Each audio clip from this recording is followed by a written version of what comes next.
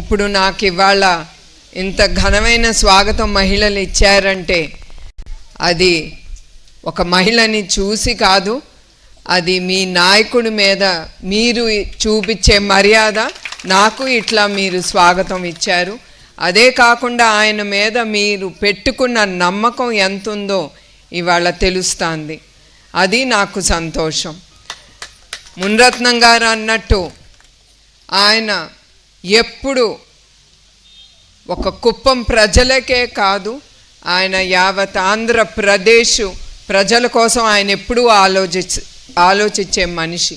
రేపు ఏమి చేస్తే, రేపే కాదు ఒక 20 ఏళ్ళు గురించి ముందలే ఆయన ఆలోచించి చాలా పథకాలు కానీ ఇండస్ట్రీస్ కానీ ఆయన తీసుకొస్తున్నారంటే అది తప్పకుండా జరుగుతుంది. మన హైదరాబాదు సైబరాబాద్ అంటారు. ఇప్పుడు కోట్లాది రూపాయలు తెలంగాణ ప్రభుత్వానికి ఆ సైబరాబాద్ ద్వారా రెవెన్యూ అనేది, డబ్బు అనేది చాలా లభిస్తుంది. ఒక 5 సంవత్సరాలు ఆయన మన ఆంధ్ర రాష్ట్ర ప్రజలు నమ్మి ఓటేశారు. ఆయన తప్పకుండా మన రాష్ట్రాన్ని ముందుకు తీసుకెళ్ళగల వ్యక్తి, లీడర్ ఆయన ఒక్క ఆయనే అని. మళ్ళీ దాని తర్వాత ఆయన అనుకున్నది ఆ 5 సంవత్సరాలు ఆగిపోయిందంటే అది ఆయన నష్టపోలేదు, మన రాష్ట్రంలో ప్రజలు నష్టపోయారు. మీ కుటుంబం నష్టపోయింది, మీ పిల్లలు భవిష్యత్తు నష్టపోయింది. అది మీరు గుర్తించాలి. ఆ 5 సంవత్సరాలు మీరే చూశారు. మీ గ్రామం కానీ మన కుప్పంలో కానీ ఇతర నియోజకవర్గంలో ఏమన్నా జరిగిందా? అభివృద్ధి అనేది మీకు కానీ మీ గ్రామానికి కానీ మీ కుటుంబానికి కూడా ఏమన్నా లబ్ధి పొందారా? మీరే చెప్పండి. మీరే చెప్పాలి. ప్రజలు రేపు మీరు ఓటేయాలి ప్రభుత్వానికి.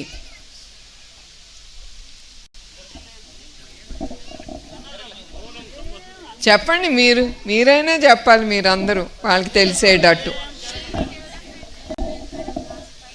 సో అది మీరు ఇప్పుడు ఈ 2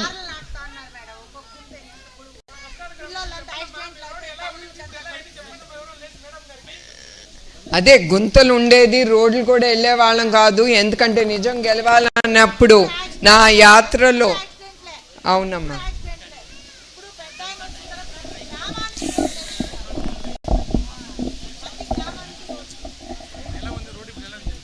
మేడం, ముందు కంటే ఇప్పుడు రోడ్లు బాగుంది, వస్తున్నాడు, స్కూలు అన్నీ బాగుంది. అదేనమ్మా నేను అనేది. ఇప్పుడు నిజం గెలవాలన్నప్పుడు బాగుండాలంటే చంద్రన్నే రావాలి. మాకు బాగా లేకపోయినా మా పిల్లలు, మా భవిష్యత్తు బాగుండాలంటే ఆయనే ఉండాలి. ఆయన చాలా బాగా చేశారు. మా గ్రూపుల తరఫున కానీ అన్ని ముందు 5 లక్షలు ఇస్తా ఉన్నారు, ఇప్పుడు 20 లక్షలు ఇస్తా ఉన్నారు. అంతా వాళ్ళు సొంతంగా వాళ్ళు బతుకుతా ఉన్నారు. అవునా, ఆయన ఒక కుటుంబం గురించి ఆలోచిస్తున్నారు కనుక తల్లికి వందనం అంటే ఏంటి? తల్లి రుణం తీర్చుకోవటానికి ప్రతి బిడ్డకి ఆ తల్లికి ఒక భారంగా కానీ తను బాధపడకూడదని ఆ 15,000 ప్రతి బిడ్డకి ఆ తల్లికి వందనం ద్వారా దొరుకుతుంది. అట్లానే మీరు అన్నట్టు నిజం గెలవాలి అనే ఆ యాత్ర అప్పుడు నేను చాలా రోడ్ల మీద ప్రయాణం చేశాం. ఇప్పుడే అన్నారు మన మహిళలు, రోడ్లలో గుంతలు, యాక్సిడెంట్. అది ఒక్కటే కాదు, అభివృద్ధి అనేది జరగలేదు. మన రాష్ట్రం ఎప్పుడు చంద్రబాబు నాయుడు గారి నాయకత్వంలో నంబర్ 1, నంబర్ 2లో ఎంత తొందరగా ఆయన ముందుకు తీసుకెళ్లారో అంత తొందరగా మనం వెనక్కి పడిపోయాం. అది మీరు గమనించాలి. ఇప్పుడు ఆయన ప్రతి నియోజకవర్గానికి ప్రజలకి కానీ మన కుప్పం, ఎస్పెషల్లీ కుప్పంకి కానీ, కుప్పం అయితే 30 పెద్ద ఇండస్ట్రీస్ వస్తున్నాయి. అది మీ అదృష్టంగా భావించాలి. మీ పిల్లలకి రేపు ఉద్యోగాలు చేసుకోవటానికి కానీ వాళ్ళు, మీ కుటుంబం, ఒక తల్లి దగ్గర ఏ తల్లైనా కోరుకుంటుంది తన కొడుకు కానీ పిల్ల కానీ ఒక కూతురు కానీ తనతోనే తన దగ్గర ఉండాలని. అట్లా ఈ డెవలప్మెంట్తో తప్పకుండా మీ కుటుంబం, మీ పిల్లలు భవిష్యత్ అనేది ఆయన ముందుకు తీసుకెళ్ళే అభివృద్ధి మీద ఉంటుంది. అందుకే ఆయన అంతా ఆలోచించి ఏ నియోజకవర్గానికి ఏది అవసరమో ఆయన ఆలోచించి ఆయన ముందుకి తీసుకెళ్తున్నారు. మీరు ఒకటే ఆలోచించాలి, చంద్రబాబు నాయుడు గారు మన కుప్పం, వసనాడు గ్రామం, లేకపోతే వేరే మన కుప్పంలో ఉండే గ్రామాల గురించే కాదు ఆయన ఆలోచన. ఆయన యావత్ ఆంధ్రప్రదేశ్కి ముఖ్యమంత్రి గనక ఆయన ప్రతి ఒక్క గ్రామం గురించి ఆలోచించాల్సి వస్తుంది. అది ఆయన డ్యూటీ, అది మీరు ఆలోచించాలి. అట్లాంటి నాయకుడు మీరు నమ్మి 40 ఏళ్ళు ఆయన ఎమ్మెల్యేగా పాలించారంటే మీ నమ్మకం ఉంది. కానీ అనేది ఒకటి ఉంటుంది. మీ ఓటుతో మన కుప్పం ప్రజలు గమనించాలి. మీ ఓటుతో ఈసారి ఇంకా పెద్దగా ఆయన ఎక్కువ మెజారిటీతో గెలిపించాలని, అది మన చేతిలో ఉందని మీ అందరికీ ఒక్కసారి గుర్తు చేస్తున్నాను. ఎప్పుడు మీరు చూడలేదు ఇంత ఇండస్ట్రీసు, ఇంత డెవలప్మెంట్ మన కుప్పంలో రాలేదు. 2 సంవత్సరాల్లో ఆయన ఫోర్స్ చేశారో లేకపోతే నాకు అనిపించేదంటే ఒక నాయకుడి మీద నమ్మకం పెట్టుకునే ఇన్ని ఇండస్ట్రీస్ ఆయన నమ్మకం పెట్టుకున్నారు కనుక ఇన్ని ఇండస్ట్రీసు మన కుప్పంకే కాదు యావత్ ఆంధ్రప్రదేశ్కి ఒక చంద్రబాబు నాయుడు గారిని నమ్మి ముందుకు వస్తున్నారు. ఎందుకంటే వాళ్ళు 5 సంవత్సరాలు మన ఆంధ్ర రాష్ట్రంలో చేసిన అరాచకాలు ఇండస్ట్రియలిస్ట్ వాళ్ళకి తెలియదు అనుకోబాకండి. వాళ్ళు చాలా ఆలోచించి ముందలేంటి తర్వాత ఏంటి, ఈ ప్రభుత్వం నాకేమి ఇస్తుంది అనే ఆలోచనతో వాళ్ళు పెద్ద ఎత్తున వచ్చి వాళ్ళు ఇక్కడ ఇన్వెస్ట్మెంట్ పెడుతున్నారంటే అది ఒకే ఒక్క నాయకుడిని చూసి, చంద్రబాబు నాయుడు గారిని చూసి. అది మీరు గుర్తుంచుకోవాలి. అట్లానే ఇప్పుడు వస్తూ ఉంటే హార్టికల్చరల్ హబ్ కూడా వెళ్ళొచ్చాను. చాలా గొప్ప పని చేస్తున్నారు మన అన్నదాతల కోసం. మీరందరూ కూడా దాంట్లో మీరు వెళ్ళి కనుక్కుని ఏం వేస్తే మన వ్యవసాయంలో మనం ఏం వేస్తే ఏమి విత్తనం నాటితే ఏమి లబ్ధి పొందుతారు మీరు అనేది ఆలోచించి వాళ్ళు తప్పకుండా వస్తారు. మీరు వెళ్ళి అడగాల్సిందే. కానీ మీకోసం మీరు ముందుకు వెళ్ళాలి. ఎవరో వచ్చి మీ తలుపు తడతారని మీరు అనుకోకూడదు. వెళ్ళి ఏ సీడ్లింగ్సు మన సాయిల్ మీరు పండించే ఆ భూమి మట్టి కూడా తీసుకెళ్ళి వాళ్ళు చూపిస్తే వాళ్ళు చెప్తారు ఏది అక్కడ నాటితే మీకు ఉపయోగం పడుతుందని. అట్లానే నేను చాలామందిని రైతుల్ని కలిశాను అక్కడ. గ్రీన్ హౌస్ దాంట్లో వాళ్ళకి సంవత్సరానికి 10 నుంచి 15 లక్షల రూపాయలు వాళ్ళకి వస్తుంది. అది వస్తుందంటే ఆ సెంటర్ అనేది ఇక్కడికి వచ్చింది.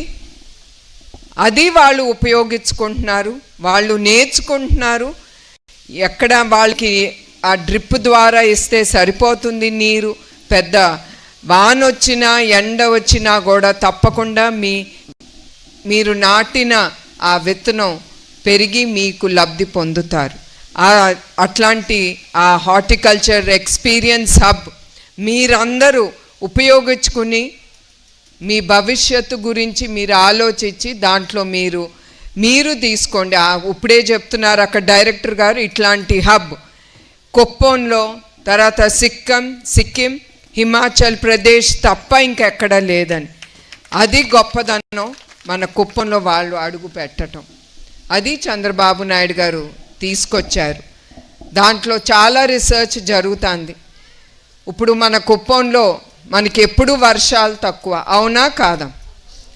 అప్పుడు ఏమవుతుంది, మీరు కొట్టిన మందు ఆ నేలలో ఉండిపోయి మీరు వేరే వ్యవసాయం చేయాలనుకున్నా అది అక్కడే ఉంది కనుక అది చివరికి ప్రజలు క్యాన్సర్తో సఫర్ అవుతున్నారు. మీరు బాధ్యతలు అవుతున్నారు క్యాన్సర్కి. ఇక్కడ ఎక్కువగా ఉంది కుప్పంలో క్యాన్సర్. మీరు అది చాలా జాగ్రత్తగా ఉండాలి. అట్లానే అన్నదాతల్ని చంద్రబాబు నాయుడు గారిని మనసులో పెట్టుకుని ఆయన పోలవరం అనే ప్రాజెక్టు ఆయన అన్నదాతల కోసం తీసుకొచ్చారు. ఆయన ముందల అది మొదలుపెట్టినప్పుడు 41 కోట్ల రూపాయలు 47 కోట్ల రూపాయలుతో ఎస్టిమేషన్ అయింది. గత 5 సంవత్సరాలు ప్రభుత్వం ఏమీ చేయకుండా దాని అన్నదాతల గురించి ఆలోచించకుండా ఉండే డబ్బులన్నీ వాళ్ళ అవసరాల కోసం వాళ్ళు వాడుకున్నారు. అట్లాంటి పెద్ద ప్రాజెక్టు మళ్ళీ ఇప్పుడు 81,900 కోట్ల రూపాయలు ఖర్చు అవుతుంది. ఆ ప్రాజెక్ట్ కంప్లీట్ చేయాలంటే అది ఎందుకు, అది మళ్ళీ చంద్రబాబు నాయుడు గారి ప్రభుత్వం మీదే పడుతుంది. ఎందుకంటే అది అప్పుడే పూర్తి చేసుంటే ముందలుండే ప్రభుత్వం ఇంత ఇంత ఖర్చు అయ్యేది కాదు. ఆ పోలవరంకి ఆయన ఒక యజ్ఞంలాగా ఈసారి వచ్చే జూలైలో అన్నదాతలకి అందించాలి. ఆ పోలవరం నేను ఓపెన్ చేయాలని ఆ హడావుడిలో, ఆ తొందరలో, ఆ దూకుడులో ఉన్నారు మన నాయకుడు చంద్రబాబు నాయుడు గారు. అట్లానే మీ అందరికీ తెలుసు హంద్రీ నివా గురించి నేను ప్రత్యేకంగా చెప్పక్కర్లేదు. ఎందుకంటే హంద్రీ నివా మన కుప్పంకి ఆ కృష్ణమ్మ తల్లి అడుగు పెట్టినప్పుడు మీరందరూ పెద్ద ఎత్తున హారతులిచ్చి ఆ తల్లిని మీరు స్వాగతించారు. ఎందుకంటే మన కుప్పంలో నీళ్లు తక్కువ, అందుకే చంద్రబాబు నాయుడు గారు మన కుప్పంకి ఆ నీరు సమస్య ఉండకూడదని ఆ హంద్రీ నివా ప్రాజెక్టు మన కుప్పానికి తీసుకొచ్చారు. దానికి 732 కిలోమీటర్లు కెనాల్ తీసుకొచ్చి మన కుప్పానికి అందించారు. అది అంత ఆషామాషి పని కాదు. మీరందరూ పెద్దగా ఆలోచించాలని కోరుతున్నాను. సరే, మన కుటుంబం బాగుండాలి అనేది మనం ప్రతి ఒక్కళ్ళో అనుకుంటాం. డబ్బులు సంపాదించాలి, మన కుటుంబం సంతోషంగా ఉండాలని. దాని తర్వాత ఆ డబ్బుకు కూడా ఒక హద్దు అనేది ఉంటుంది. ఇది తృప్తి, ఇది చాలు నాకు. దాని తర్వాత మనం ఆలోచించాల్సింది మన రాష్ట్రం గురించి, మన గ్రామం గురించి. ఇప్పుడు మీరు గ్రామ ప్రజలే ఇక్కడ ఉన్నారు. రేపు మన గ్రామానికి ఏమి నేను చేయగలను, మీరందరూ కలిసి కట్టుగా మీ గ్రామం ముందరికి తీసుకెళ్ళటం మీ చేతిలో ఉంటుంది. మీరు ఇక్కడ ఉండే నాయకుల్ని మీరు అడగచ్చు, వాళ్ళు కూడా తప్పకుండా మీతో చెయ్యి కలపాలి. వాళ్ళు చెయ్యి కలిపి గ్రామ ప్రజలకి ఏది అవసరమో వాళ్ళు చూసుకోవాలి. ఇవాళ మనం సర్పంచో అదో ఇదో ఉన్నామంటే ఇవాళ మన తెలుగుదేశం పార్టీ ఆర్ ఉమ్మడి ప్రభుత్వం ఉంది కనుక మనం ఇవాళ అంత లీడర్లు అయ్యాం. మళ్ళీ ఆ ప్రభుత్వం లేకపోతే ఏది శాశ్వతం కాదు. అది మీరు ఆలోచించాల్సింది. చివరికి మనం ఆలోచించాల్సింది ప్రజలు మనతో ఉండాలి. ప్రజలు ఎట్లా మనతో ఉండాలి అనేది మన లీడర్లు కూడా ఆలోచించి మన గ్రామ ప్రజలతో కలిసిమెలిసి ఉండాలనేదే నేను కోరుకుంటున్నాను. అట్లానే మహిళలు, మీ అందరికీ మరొకసారి చెప్తున్నాను, మన ప్రభుత్వం చాలా పథకాలు ముందుకు తీసుకొచ్చింది. వాళ్ళు ఇచ్చిన 6 పథకాలు ఎలక్షన్ అప్పుడు హామీ ఇచ్చింది. అన్నీ మన ముఖ్యమంత్రి చంద్రబాబు నాయుడు గారు ముందుకు తీసుకెళ్ళాలి, పూర్తి చేశారు. మీకు ఇంకొకటి గుర్తు చేయాలి, ఏముందులే ఆయన చేయగలడు, ఆయన ఇస్తారు, ఎక్కడి నుంచి ఇస్తారో అది ఆయన చేస్తాడు అనే నమ్మకం చాలా ఉంటుంది ప్రజలకి. కానీ మీరు ఒకటే గుర్తించాలి, గమనించాలి, మీకు తెలియాలి, ఆ ముందల ప్రభుత్వం ఉన్న కొంచెం డబ్బులు కూడా వాళ్ళు తినేసి ఖాళీ చేసేసి వాళ్ళు వెళ్ళిపోయారు. కానీ ఆయన కష్టపడి ఎవరు కాళ్ళు పట్టుకున్నారో నాకు కూడా తెలీదు, మీకు కూడా తెలీదు. ప్రజలకి నేను ఇచ్చిన హామీ, నేను ఇచ్చిన పథకాలు ప్రజలకి అందాలని ఎమ్మటే ఆ పథకాలన్నీ ముందుకు తీసుకెళ్తున్నారంటే అది ఒక్క చంద్రబాబు నాయుడు గారికే ఆ గొప్పతనం, ఆయన ఒక్క ఆయనకే తగ్గుతుంది. ఎందుకంటే ప్రజలకు కూడా తెలుసు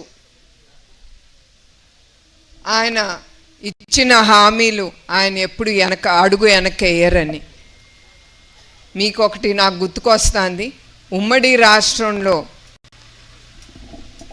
మళ్ళీ ఎలక్షన్ వచ్చినప్పుడు అప్పుడు కాంగ్రెస్, అప్పుడు రాజశేఖర్ రెడ్డి గారు కాంగ్రెస్ నుంచి, తెలుగుదేశం నుంచి మన చంద్రబాబు నాయుడు గారు హుటాహుటి అని పోరాటం చేస్తూ ఉన్నారు. అట్లాంటప్పుడు రాజశేఖర్ రెడ్డి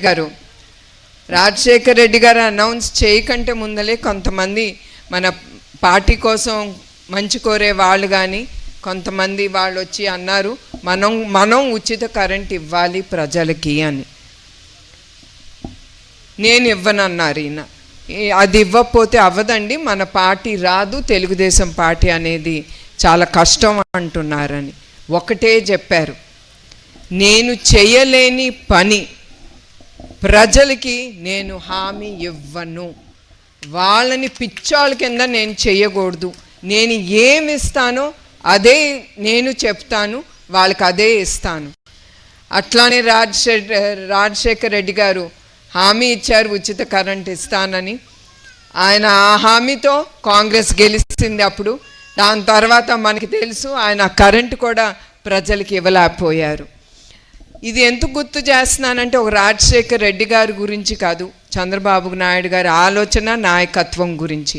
ఆయన ఎప్పుడు ప్రజల్ని ఏదో చెప్పేద్దాం, ఏదో హామీలు ఇచ్చేద్దాం, రేపు నేను ముఖ్యమంత్రి అవుతే చాలు అనేది ఆయన ఎప్పుడు అనుకోడు. ఆయన ఒకటే కోరేది, నేను పనిచేసేది ప్రజల కోసం, నేను కష్టపడేది ప్రజల కోసం. ఆయన ఎప్పుడు కుటుంబం గురించి ఏనాడు ఆయన ఎప్పుడు ఆలోచించలేదు. ఆయన ఏమి ప్రజల నుంచి ఆశించరు కుటుంబం కోసం గురించి. అది మీకు గుర్తు చేయాలని అది తీసుకొచ్చాను. అట్లానే మహిళలు ఇక్కడ ఉన్న మీరందరూ చంద్రబాబు నాయుడు గారు తీసుకొచ్చిన పథకాలు కూడా మీరందరూ ఏం పథకాలతో మీరందరూ ఇప్పుడు P4 గురించి చాలామంది అడుగుతున్నారు. మీరందరూ కూడా మీరు ఇంట్లో ఆగిపోకూడదు. 9-10 అయిన తర్వాత మీ ఆడాళ్ళం మనందరం ఖాళీగా ఉంటాం. ఒక 5-6 గంటలు మీరు కష్టపడండి. ఆ P4 మన ఒక తాండాలో ఒక ఆవిడ P4 ద్వారా ఒక కిరాణా కొట్టు ఓపెన్ చేసుకుంది, నాతో ఇనాగ్రేషన్ చేసుకుంది. ఎంత నాకైతే చాలా సంతోషం అనిపించింది.